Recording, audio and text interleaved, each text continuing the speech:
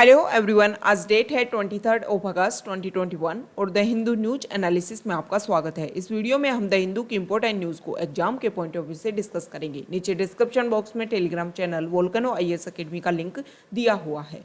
First article, इसको आप relate कर सकते हो GS3 के जो टॉपिक है इंटरनल सिक्योरिटी चैलेंजेस से।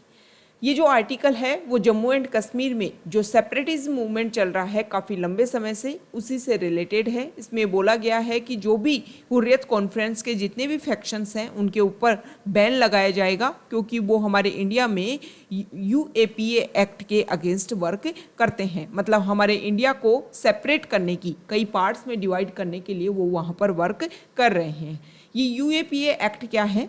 1960 में हमारे इंडिया में कुछ ऐसे मूवमेंट चल रहे थे कि इंडिया में बहुत सारे वेरियस सेसेशन मूवमेंट चल रहे थे। उन्हीं सेसेशन मूवमेंट को कर्ब करने के लिए इंडिया ने सोचा कि एक ऐसा स्ट्राइजेंट लॉ बनाया जाए जो इन सारी एक्टिविटीज़ को कर्ब कर सके। अब 1967 की बात है कि एक पीजेंट अपराइजिंग, नक्सलबारी जो एरिया है वहाँ पर पीजेंट अपराइजिंग होता है और ये एक बिल्कुल जरूरत नेसेसरी वाला वर्क हो जाता है। और उसी को ध्यान में रख करके 1966 में जो प्रेसिडेंट है वो ऑर्डिनेंस पास कर देते हैं UAPA एक्ट को लेकर के। इस ऑर्डिनेंस का मेन इंटेंशन यही था कि अगर कोई इंडिविजुअल या फिर कोई एसोसिएशंस अनलॉफुल एक्टिविटीज़ करते हैं तो उनको इफेक्टिवली प्रिवेंट करने के लिए ये एक्ट लाया गया था। ओके। सेकेंड आर्टिकल है अफगानिस्तान को लेकर के। अफगानिस्तान में तालिबान का रूल जब से आया है तो बहुत सारी कंट्रीज़ वहाँ पर कोशिश कर रही हैं कि वहाँ के जो लोग हैं उनको हेल्प की जा सके, इवैक्यूएशन वहाँ से किया जा सके। इस आर्टिकल को आप रिलेट कर सकते हो इंडिया एंड इट्स नेबरहुड जो टॉपिक है GS2 का, उससे लेकर के। इंडिया ने काफ़ी हेल्प की। यहाँ से लोगों को दुशांबे जो तजिकिस्तान की कैपिटल है और कुवैत के माध्यम से इंडिया में लाया जा रहा है। इंडिया में एयरलिफ्ट किया गया है काबुल से लोगों को। ओके, तो एक तरीके से इंडिया ने अपने रीजनल एरियाज़ में या नेबर कंट्रीज़ में जब परेशानी आई टेररिज्म की वजह से, इंडिया को हो सकता है क्योंकि टेररिज्म की वजह से ये सारी जो एक्टिविटीज़ जो अफगानिस्तान में बढ़ रही हैं वो हमारे बॉर्डर एरियाज़ वाले वजह से इंडिया में भी एंटर करें, तो इंडिया ने अपने रीजनल एरियाज़ में इस परेशानी को, टेररिज्म को बढ़ने से जिस तरीके से प्रयास किया है वो काफ़ी अच्छा इनिशिएटिव है। नेक्स्ट, ये जो पिक्चर है उसको आप रिलेट कर सकते हो GS1 का एक पार्ट है urbanization and its problems and its remedies. ये पिक्चर से आपको ये लग रहा है कि किसी शहर की जगह है, वहाँ पर बारिश की वजह से पानी भर गया है। इससे आपको क्या लगता है?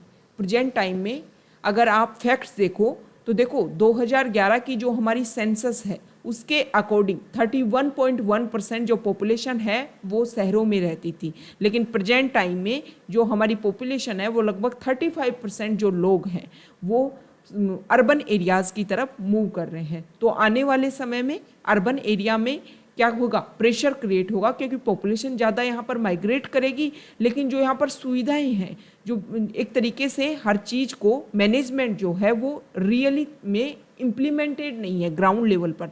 तो ये मेजर प्रॉब्लम्स हैं। इन मेजर प्रॉब्लम्स को सॉल्व करने की आवश्यकता है कि जब भी किसी सिटी को बसाया जाए, उसको सिचुएटेड किया जाए, तो उसमें इन सारी प्रॉब्लम्स को ध्यान में रख करके उसकी बसावट होने की आवश्यकता है। अब जो ओल्ड सिटी है उनमें इसी तरीके का डेवलपमेंट होना चाहिए।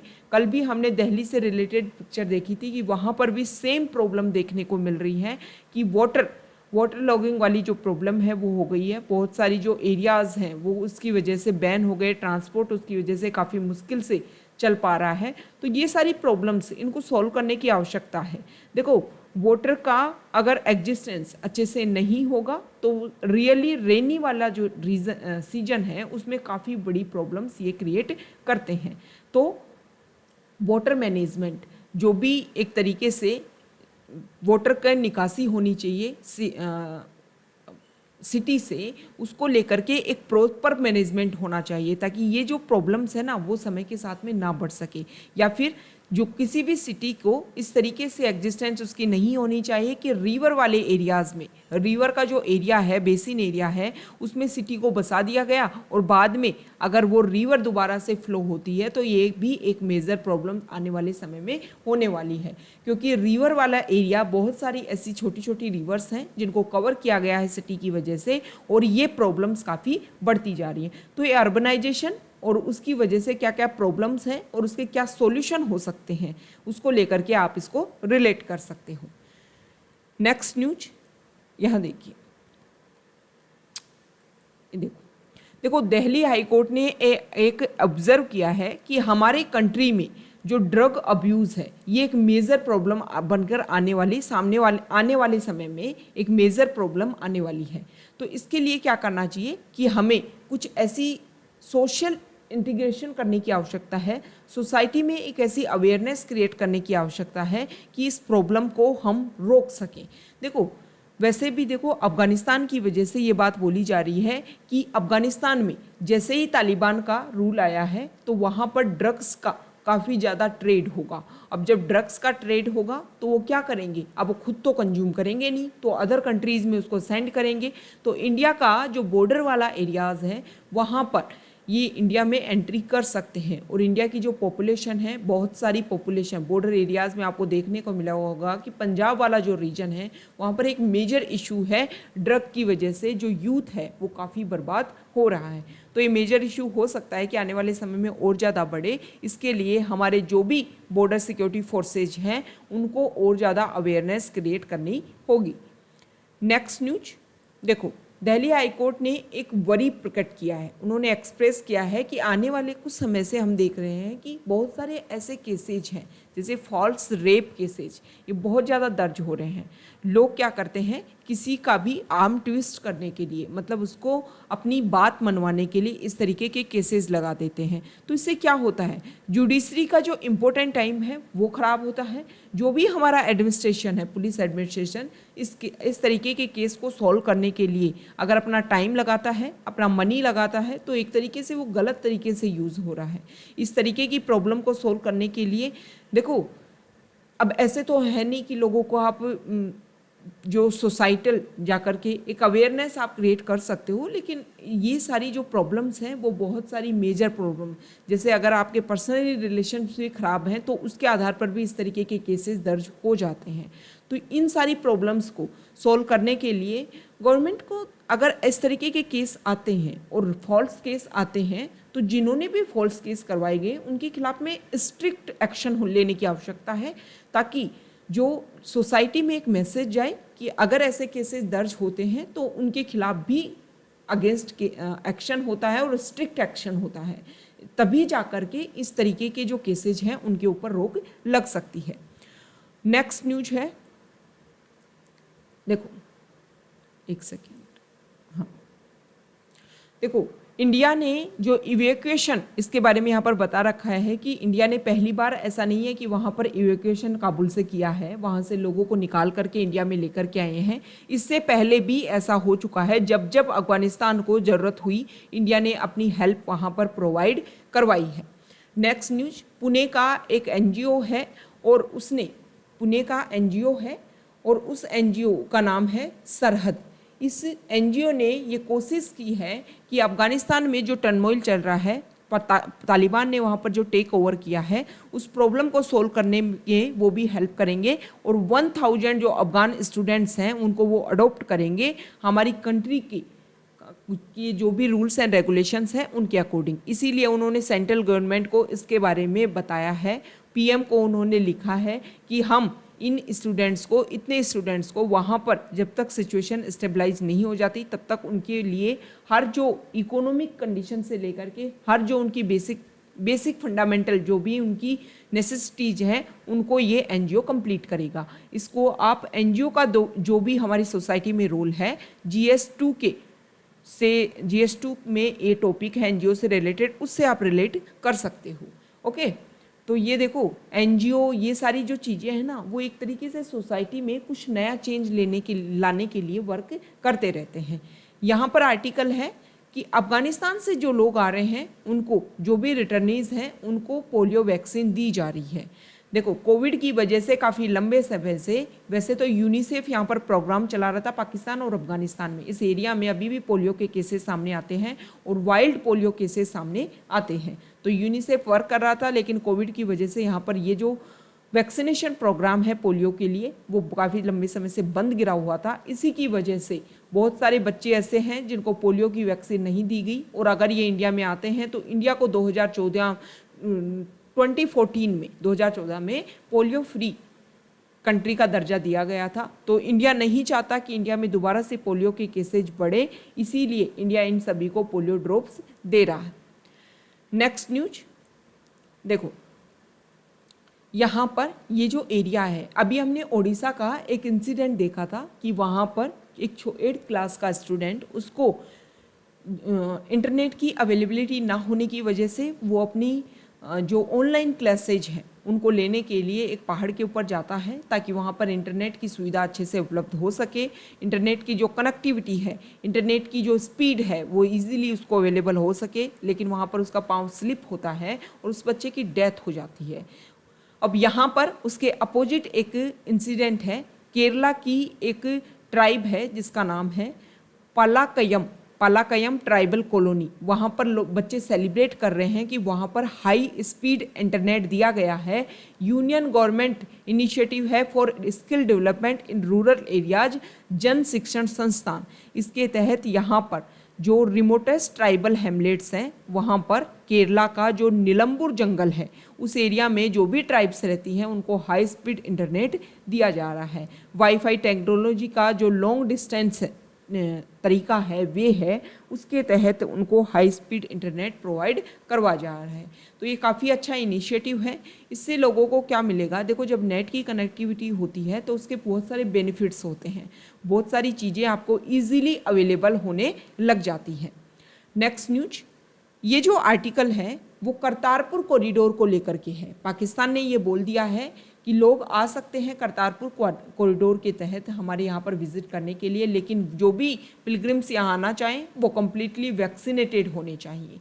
सबसे पहले आप मैप देख लीजिए, ये इंडिया और पाकिस्तान की बॉर्डर है, ये रावी रिवर है, यहाँ पर करतारपुर साहिब है, और ये जो डेरा साहिब नानक, ये जो जगह है डेरा बाबा नानक, यहाँ से यहाँ तक की इस जगह पर जाने के लिए, ठीक है, 6.22 किलोमीटर की ये दूरी है।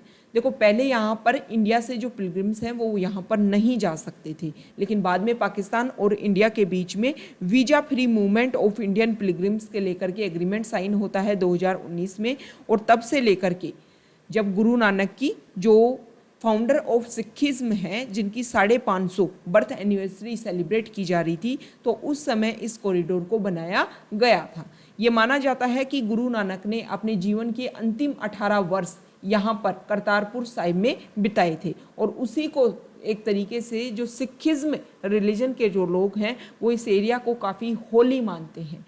इसी वजह से जो इंडियन पिलग्रिम्स हैं पहले यहाँ पर इस जगह खड़े होकर के सिर्फ दूरबीन की वजह से इस जगह को देख पाते थे, लेकिन जब इंडिया और पाकिस्तान के बीच में एग्रीमेंट साइन हुआ तो उसके बाद में वो यहाँ पर विजिट भी करते हैं। देखो इससे क्या होता है, ये जो वो GS2 के जो India and it's neighbourhood countries के साथ में जो रिलेशन है उस टॉपिक से आप रिलेट कर सकते हो कि इस तरीके की जब कनेक्टिविटी होती है, पर्सन टू पर्सन कनेक्टिविटी होती है, और जब आप अपने ट्रेडिशंस को, अपनी कस्टम्स को आधार बनाते हो दो कंट्रीज़ के बीच में जो रिलेशन है उनको लेकर के, तो काफ़ी अच्छी म्यूचुअल अंडरस्टैंडिंग पैदा होती है, और इससे जो भी बॉर्डर एरियाज़ में क्लैशेस देखने को मिलते हैं वो काफ़ी कम होंगे। इंडिया और पाकिस्तान के जो हमारे रिलेशंस हैं उनमें एक तरीके से रिकन्सिलिएशन, कोऑपरेशन का जो पॉइंट है वो सामने आएगा। नेक्स्ट आर्टिकल यहाँ देखिए, देखो मालाबार जो एक्सरसाइज है उसके बारे में बोला जा रहा है कि 26 अगस्त से 29 अगस्त तक मालाबार नेवल एक्सरसाइज होगी कोस्ट ऑफ गुआम में। ओके, अब ये मालाबार एक्सरसाइज क्या है इसके बारे में आप थोड़ा सा बेसिक फैक्ट्स देखिए। मालाबार एक्सरसाइज एक एनुअल ट्राइलेटर नेवल एक्सरसाइज थी शुरुआत में इंडिया, जापान और USA के बीच में। उससे पहले भी इंडिया और USA के बीच में 1992 से ये स्टार्ट हो रखी थी, और इसमें क्या होता था कि जो भी हमारा एरियाज़ है, कभी ये इंडियन ओशन वाले रीजन में होती थी, कभी पैसिफिक वाले रीजन में होती थी, मतलब अल्टरनेट तरीके से होती थी। और इसका मेन काम ये था कि इंडो पैसिफिक जो एरिया है उसको फ्री, ओपन एंड इंक्लूसिव घोषित किया जा सके, उसी को ध्यान में रख करके ये एक्सरसाइज कंडक्ट की जाती थी। 2015 में इसमें जापान भी इंक्लूड हो जाता है और उसके बाद में इसमें ऑस्ट्रेलिया भी इंक्लूड हो जाता है। मतलब एक तरीके से जो क्वाड ग्रुप्स हैं उन सब ने मिलकर के मालाबार एक्सरसाइज को, मतलब आप क्वाड ग्रुप का इसको इनिशिएटिव भी मान सकते हो। तो ये सारे जो कंट्रीज़ हैं, चारों कंट्रीज़, वो मिल करके इस एरिया को, मतलब इंडो पैसिफिक वाले रीजन को फ्री एंड फेयर करवाने के लिए कि इस एरिया में सारा जो काम हो वो कोऑपरेशन के तहत हो, कोई भी कंट्री यहाँ पर अपना डोमिनेंस क्रिएट करने की कोशिश ना कर सके।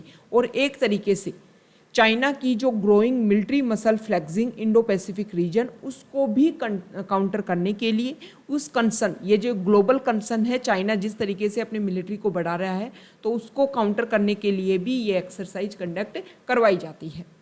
नेक्स्ट आर्टिकल इजराइल से लेकर के है। काफ़ी लंबे समय से इस एरिया में, इजराइल वाले रीजन में पीस बनी हुई थी, लेकिन इजराइल ने दोबारा से जो गाजा स्ट्रिप है वहाँ पर स्ट्राइक किया। तो ये मेजर प्रॉब्लम है। देखो आप इजराइल का जो मैप है उसको शो कर लीजिए, उसको देख लीजिए। यहाँ पर ये इजराइल है, ये मेडिटेरियन सी है, ये है गाजा स्ट्रिप। ये वाला जो रीजन है इसी को लेकर के ये क्लैश हुआ है, ठीक है। तो इजराइल का जो मैप है वो आपके लिए इम्पोर्टेंट हो जाता है। आपको क्या करना है, इजराइल का मैप व्यू करना है और कौन कौन से कंट्रीज इजराइल के साथ में अपनी बॉर्डर शेयर करते हैं ये आपको नीचे डिस्क्रिप्शन बॉक्स में, कमेंट बॉक्स में बताना है। नेक्स्ट आर्टिकल है स्पोर्ट्स पेज से। काफ़ी हमारे इंडिया के लिए इम्पोर्टेंट न्यूज़ है। अभी world championship under 20 world championship होती है केन्या नैरोबी में, और उसमें इंडिया ने 3 मेडल हासिल किए हैं एथलेटिक्स में। ये इंडिया के लिए काफ़ी इम्पोर्टेंट है कि आने वाले समय में हमारे इंडिया के जो यूथ है वो स्पोर्ट्स की तरफ काफ़ी अट्रैक्ट हो रहा है। जिस तरीके से अभी टोक्यो ओलंपिक्स में इंडिया ने अपना रिप्रेजेंटेशन किया, ये सारी चीज़ें इंडिया को और ज़्यादा आगे लेके जाएंगी। आने वाले जो भी ओलंपिक्स हैं उसमें इंडिया के जो इंडेक्स है, जो भी मेडल्स हैं, उनकी नंबर्स काफ़ी इंक्रीज होने वाले हैं, क्योंकि इंडिया में स्पोर्ट्स को लेकर के फाउंडेशन लेवल पर, ग्रास रूट लेवल पर काफ़ी ज़्यादा कोशिश की जा रही है, काफ़ी ज़्यादा इनिशिएटिव स्टार्ट किए गए हैं और उनके लिए कोशिश भी की जा रही है। उनके लिए गवर्नमेंट जो है वो मनी मैनेजमेंट, मनी जो है वो सब कुछ इन्वेस्ट कर रही है। तो ये आज का हमारा डिस्कशन था। Okay, thank you.